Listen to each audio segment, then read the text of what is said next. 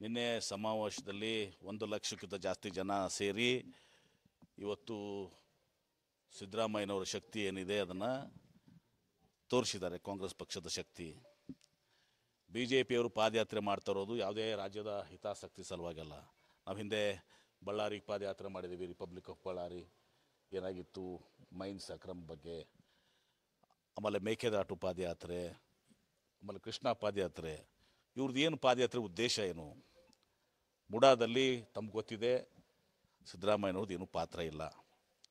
ಅವರ ಧರ್ಮಪತ್ನಿಯವರಿಗೆ ಅವರ ಸಹೋದರ ಆ ಭೂಮಿಯನ್ನು ಕೊಟ್ಟಿದ್ದಾನೆ.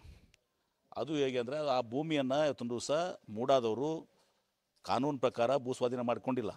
ಅತಿಕ್ರಮಣವಾಗಿ ಅದನ್ನು ತೆಗೆದುಕೊಂಡು ಅವ್ರಿಗೆ ಗೊತ್ತಿಲ್ಲಾರ್ದ ಹಾಗೆ ತೆಗೆದುಕೊಂಡು ಅದನ್ನು ಅಭಿವೃದ್ಧಿಪಡಿಸಿದ್ದಾರೆ. ಅವರ ಮಿಸ್ಟೇಕ್ ಅದು. ಅದನ್ನು ಮೂಡಾದ ಬೋರ್ಡ್ ಮೀಟಿಂಗ್ನಲ್ಲೇ BJP ಅಧ್ಯಕ್ಷರು GT ದೇವೇಗೌಡ ಅವರು, ಸಾರಾ ಮಹೇಶ್ ಅವರು, ನಿಮ್ಮ ರಾಮದಾಸ್ ಅವರು ಎಲ್ಲರಿದ್ದಾರೆ, ತಪ್ಪಾಗಿದೆ ನಮ್ಮಿಂದ ಅಂಥೇಳಿ ಮೂಡದಲ್ಲಿ ಇದು ಮಾಡಿ ಭೂಮಿನೇ ಕೊಡಬೇಕಾಗಿತ್ತು ನಿಜ ಅರ್ಥದಲ್ಲಿ. ಯಾಕಂದರೆ ಸ್ವಾಧೀನಪಡಿಸ್ಕೊಂಡಿಲ್ಲ. ಅದಾಗಿನೂ ಕೂಡ 50% ಸೈಟ್ಸ್ ನಾವು ಎಲ್ಲರಿಗೂ ಏನು ಕೊಡ್ತೇವೆ ಕೊಡೋಣ ಅಂತ ಹೇಳಿದ್ದಾರೆ. ಆ ಪ್ರಕಾರವಾಗಿ ಸೈಟನ್ನು ಕೊಟ್ಟಿದ್ದಾರೆ. ಏನು ಇದರಲ್ಲಿ ಅಕ್ರಮ ಆಗಿದೆ? ಎಲ್ಲಾದರೂ ಸಿದ್ದರಾಮಯ್ಯನವರು ನನಗೆ ಹೀಗೆ ಮಾಡಿ ಇಂಟರ್ಫೇರ್ ಆಗಿದ್ದಾರೆ? BJP ಸರ್ಕಾರ ಅವ್ರ ಪಾಲಿಸಿ ಎಲ್ಲ ಕಡೆ ಕೊಡ್ತಾರೆ. ನಮ್ಮ ಬಿಜಾಪುರದಲ್ಲೂ ಕೊಡ್ತೀವಿ, ನಾವು ಇಲ್ಲಿ ಶಿವಮೊಗ್ಗದಲ್ಲೂ ಕೊಡ್ತೀವಿ. ನೀವು 60-60, 40, 40, 50 ಕೊಡ್ತೀವಿ ಎಲ್ಲ ಕಡೆ. ಅವರಿಗೆ BJP ಅವ್ರಿಗೆ ಇಷ್ಟೇ. ಸಿದ್ದರಾಮಯ್ಯನವರು ಕಳೆದ 40 ವರ್ಷದ ರಾಜಕೀಯ ಸುದೀರ್ಘ ಜೀವನದಲ್ಲಿ ಅವ್ರ ಮೇಲೆ ಒಂದು ಭ್ರಷ್ಟಾಚಾರದ ಒಂದೇ ಒಂದು ಕಪ್ಪು ಚುಕ್ಕೆ ಅವ್ರ ಮೇಲೆ ಇಲ್ಲ. ಇವತ್ತು ದೇವರಾಜ ಅರಸರ ನಂತರ ಹಿಂದುಳಿದ ವರ್ಗದಿಂದ ಬಂದಂಥ ಒಬ್ಬ ಅತ್ಯಂತ ಜನಪ್ರಿಯ ನಾಯಕ ಅವತ್ತೊಂದು ದಿವಸ ಅವರು ಇದನ್ನು ಸಹಿಸ್ಕೊಳ್ಳಾರ್ದೆ ಏನಾದರೂ ಮಾಡಿ ಅವ್ರಿಗೆ ಕೆಟ್ಟ ಹೆಸರು ತರಬೇಕು ಅಂಥೇಳಿ ತಿಳಿದು ಅವ್ರಿಗೆ ಗೊತ್ತಿದೆ ಇದರಲ್ಲಿ ಏನೂ ಇಲ್ಲ ಅಂಥೇಳಿ. ತಮ್ಮ ಕಾಲದಲ್ಲಿ ಎಲ್ಲವೂ ಕೂಡ ಆಗಿದೆ. ಅದೆಲ್ಲವೂ ತಿಳಿದು ಸಿದ್ದರಾಮಯ್ಯನವ್ರಿಗೆ ಕೆಟ್ಟ ಹೆಸರು ತರಬೇಕು, ಈ ಸರ್ಕಾರವನ್ನು ಅಸ್ಥಿರಗೊಳಿಸಬೇಕು ಅಂಥೇಳಿ. ಅದು ಹೇಗೆ ಅಂದರೆ ಗವರ್ನರ್ ಅವ್ರನ್ನ ಉಪಯೋಗಿಸ್ಕೊಂಡು, ಗಂತವತ್ತು ರಾಜ್ಯಪಾಲರು ಉಪಯೋಗಿಸ್ಕೊಂಡು. ಅವ್ರು ಯಾರು TG ಇಬ್ರಾಹಿಂ ಅವನು ಪತ್ರ ಕೊಡ್ತಾನೆ. 11-11ವರೆಗೆ ಕಂಪ್ಲೇಂಟ್ ಕೊಡ್ತಾನೆ. ಸಾಯಂಕಾಲ 6ವರೆಗೆ 5-6ವರೆಗೆ ನಮ್ಮ ಮುಖ್ಯ ಕಾರ್ಯದರ್ಶಿಗಳು ಸಂಪೂರ್ಣವಾದಂಥ ಮಾಹಿತಿಯನ್ನು ಕೊಡ್ತಾರೆ. TG ಇಬ್ರಾಹಿಂ ಅವರು ಕೂಡ 100-200 ಪುಟಗಳ ಒಂದು ಕಂಪ್ಲೇಂಟ್ ಕೊಟ್ಟಿರ್ಬೇಕು ನನ್ನ ಅನ್ಸೋಮಟ್ಟಿಗೆ. ನಾವು ಕೂಡ ರಿಪ್ಲೈ ಮಾಡಿ ಒಂದು ದಿವಸ ಮುಖ್ಯ ಕಾರ್ಯದರ್ಶಿಗಳು ಖುದ್ದಾಗಿ ಅದನ್ನು ಸ್ವತಃ ಅವರು ಅಲ್ಲಿ ಹೋಗಿ ಎಲ್ಲ ವಿವರಣೆಯನ್ನು ಕೊಡ್ತಾರೆ ಗವರ್ನರ್ಗೆ. ರಾತ್ರಿ 10ವರೆಗೆ ನೋಟಿಸ್ ಬರ್ತದೆ. ಅದೇ ದಿವಸ ಇನ್ನೂ ಜೊಲ್ಲೆ ಅವ್ರದ್ದು ಪೆಂಡಿಂಗ್ ಇದೆ, ನಿಮ್ಮ ನಿರಾಣಿ ಅವ್ರದ್ದು ಪೆಂಡಿಂಗ್ ಇದೆ. ಅಷ್ಟೇ ಯಾಕೆ, ಕುಮಾರಸ್ವಾಮಿ ಅವ್ರದ್ದು ಈಗಾಗಲೇ ಲೋಕಾಯುಕ್ತರು ಬರೆದಿದ್ದಾರೆ ಗವರ್ನರ್ಗೆ ಪ್ರಾಸಿಕ್ಯೂಷನ್ ಪರ್ಮಿಷನ್ ಕೊಡಿ ಅಂಥೇಳಿ. 8 ತಿಂಗಳಾಯ್ತು ಅದು. ಅದಕ್ಕೆ ಅವಸರ ಇಲ್ವಾ ರಾಜ್ಯಪಾಲರಿಗೆ? ತರಾತುರಿ ಒಂದೇ ದಿವಸದಲ್ಲಿ 12-10 ತಾಸಿನಲ್ಲಿ ಇದನ್ನು ಮಾಡಬೇಕು ಅಂತ. ಇದೇನು ತೋರಿಸ್ತದೆ?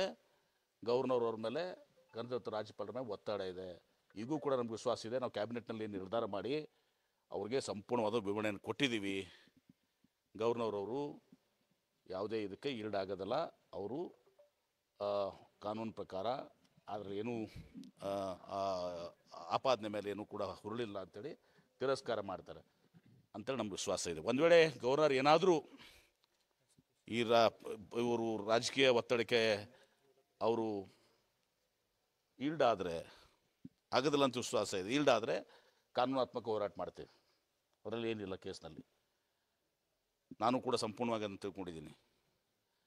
ಅದು ಒಂದು ವೇಳೆ ಆಮೇಲೆ ಜನರ ಬಳಿಗೂ ಕೂಡ ಹೋಯ್ತೀವಿ ನಾವು ಯಾವ ರೀತಿ ಇವರು ಇದು ಮಾಡ್ತಾ ಇದ್ದಾರೆ. ಇವ್ರ ಮೇಲೆ ಎಷ್ಟಿದ್ದಾವೆ ಪ್ರಕರಣಗಳು? ಎಲ್ಲಿ ಬೋವಿ ನಿಗಮದಲ್ಲಿ, ತಾಂಡಾ ನಿಗಮದಲ್ಲಿ, ದೇರವಾದ ಟ್ರಕ್ ಟರ್ಮಿನಲ್ಲಿ ಚೆಕ್ ಮೂಲಕ ಇವ್ರಿಗೆ ಹೋಗಿದೆ. ಕೊರೋನಾದಲ್ಲಿ ಏನಾಯಿತು? ಎಲ್ಲ ಜನರು ಸಾವು ಬದುಕಿನ ಹೋರಾಟ ಮಾಡುವಂಥ ಸಂದರ್ಭದಲ್ಲಿ ಕೊರೋನಾದಲ್ಲಿ ನಾನು ಹೇಳ್ತಾ ಇಲ್ಲ, ಇವ್ರದೇ ನಮ್ಮ ನಗರದ ವಿಜಯಪುರ ನಗರದ ಶಾಸಕ ಅವರೊಬ್ಬ ಸಹೋದ್ಯೋಗಿ, ಅವ್ರ ಪಕ್ಷದವ್ರು BJPದವ್ರು ಯತ್ನಾಳ್ ಅವರು ಕೊರೋನಾದಲ್ಲಿ ಇವರು 2,000 ಕೋಟಿ ಲೂಟಿ ಮಾಡಿದ್ದಾರೆ ಅಂತೇಳಿ ಯಡಿಯೂರಪ್ಪನವರು ಮತ್ತು ಸುಧಾಕರ್ ಕುಡ್ಕೊಂಡು. ಅಷ್ಟೇ ಅಲ್ಲ, ಇನ್ನೊಂದು ಆಪಾದನೆಯನ್ನು ಕೂಡ ಮಾಡಿದರು. ವಿಜೇಂದ್ರ ಮತ್ತು ಯಡಿಯೂರಪ್ಪನವರು ಮಾರಿಷಸ್ನಲ್ಲಿ 10,000 ಕೋಟಿ ರೂಪಾಯಿ ಇಟ್ಟು ಬಂದಿದ್ದಾರೆ ಅಂತೇಳಿ. ನಾನು ಹೇಳ್ದಲ್ಲ, ತೆಗೆದು ನೋಡಿ ನೀವು. ಯತ್ನಾಳ್ ಅವರು ನಮ್ಮ ಜಿಲ್ಲೆಯವರು 10,000 ಕೋಟಿ ಲೂಟಿ ಮಾಡಿದ್ದಾರೆ ಅಂತೇಳಿ. ಇವರೆಲ್ಲ ಇಷ್ಟೆಲ್ಲ ಹಗರಣಗಳಿದ್ದಲ್ಲೂ ಸುಮಾರು ನಮ್ಮಲ್ಲೇ KSDL ತಗೊಳ್ಳಿ, ಮಾಡಾಳುವೀರ ಪಕ್ಷಪ್ಪ, ನಾನು ಅಧ್ಯಕ್ಷ ಆಗುವಂಥ KSDLನಲ್ಲಿ ಒಂದು ಎರಡು ಕೇಸ್ಗಳು ಇವೆಲ್ಲ. ಆಮೇಲೆ ಆ ಇದರಲ್ಲಿ ಈ ಮೆಡಿಕಲ್ ಕಾಲೇಜಸ್ನಲ್ಲಿ ಕನ್ಸ್ಟ್ರಕ್ಷನ್ನಲ್ಲಿ ಕ್ಯಾಬಿನೆಟ್ಗೆ ಹೋಗಿಲ್ಲ. ಆ ಹಾಸ್ಪಿಟ್ಲು ಮೆಡಿಕಲ್ ಕಾಲೇಜ್ ಕನ್ಸ್ಟ್ರಕ್ಷನಲ್ಲಿ ಕ್ಯಾಬಿನೆಟ್ಗೆ ಹೋಗಲೇ 100-200 ಕೋಟಿ 300 ಕೋಟಿ ಇವತ್ತು ದಿವಸ ಕೆಲಸಗಳನ್ನು ತೆಗೆದುಕೊಂಡಿದ್ದಾರೆ. ಅವಕ್ಕೆಲ್ಲನೂ ಕೂಡ 40%, 30%, 60% ಇದು ಕೊಟ್ಟಿದ್ದಾರೆ. ಅದಕ್ಕೆ ಮುಖ್ಯಮಂತ್ರಿ ಹೇಳಿದಾರಲ್ಲ, ಎಲ್ಲ ಕೇಸ್ಗಳು ಏನಿದ್ದಾವೆ ಒಂದು 25-30 ಕೇಸಸ್ ಇವರು ಇದ್ದಾವೆ.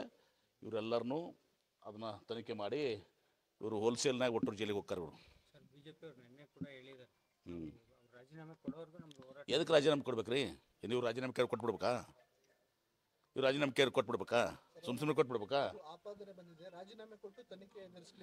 ಇದೆಲ್ಲಪ್ಪ ಇದೆಲ್ಲ ಆಪಾದನೆ ಅದಾವ, ಕೊಡ್ತೀರಾ? ಈಗ ಅಂದರೆ ಈಗ ಒಂದು ಕೆಲಸ ಮಾಡಿ, ಈಗ ಲೋಕಾಯುಕ್ತರು ಬರೆದಿದ್ದಾರಲ್ಲ ಗವರ್ನರ್ಗೆ ಪ್ರಾಸಿಕ್ಯೂಷನ್ ಕೊಡಿ ಅಂತ, ಎಚ್ ಡಿ ಕುಮಾರಸ್ವಾಮಿ ಅವ್ರಿಗೆ ಕೇಂದ್ರ ಸಚಿವ ರಾಜೀನಾಮೆ ಕೊಡಿ.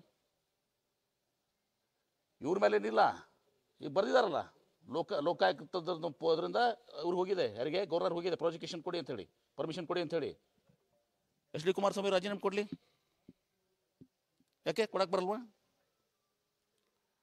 ಸುಮ್ಮನೆ ರಾಜೀನಾಮೆ ಅವ್ರು ರಾಜೀನಾಮೆ ಕೊಡೋಣ, ಕೊಡೋಕೆ ದಡ್ರ ಇಲ್ಲಿ. ಇವ್ರು ಮಾಡುವಂಥ ನಾಟಕ ಇವತ್ತು ಸಿದ್ದರಾಮಯ್ಯ ಅವ್ರನ್ನ ಅವ್ರ ಹೆಸರಿಗೆ ಕಳಂಕ ತರಬೇಕು. ಒಬ್ಬ ಹಿಂದುಳಿದ ನಾಯಕ ಏನು ಮುಖ್ಯಮಂತ್ರಿ ಆಗಿದ್ದಾರೆ 2ನೇ ಬಾರಿಗೆ, ದೇವರಾಜ ಅರಸರ ನಂತರ ಒಬ್ಬ ಪ್ರಬಲವಾದಂಥ ರಾಜಕಾರಣಿ, ಒಬ್ಬ ಜನಪ್ರಿಯ ರಾಜಕಾರಣಿ, ಅವರ ಹೆಸರನ್ನು ಕೆಡಿಸಬೇಕು, ಸರ್ಕಾರವನ್ನು ಅಸ್ಥಿರಿಸ್ಕೊಳ್ಬೇಕು ಅಂತ ಪ್ರಯತ್ನ ನಡೆದಿದೆ. ಇದಕ್ಕೆ ಯಾರು ಎದುರಲ್ಲ, ಬಗ್ಗುವುದೂ ಇಲ್ಲ. ಏನ್ರಿ ಇವು ರಾಜೀನಾಮೆ ಕೊಡೋಕೆ ಅದು ಹುಂಚಿಕಪ್ಪ, ಅದು ನಮ್ಮಲ್ಲಿ ಅಂತಾರಲ್ಲ ಜನರು.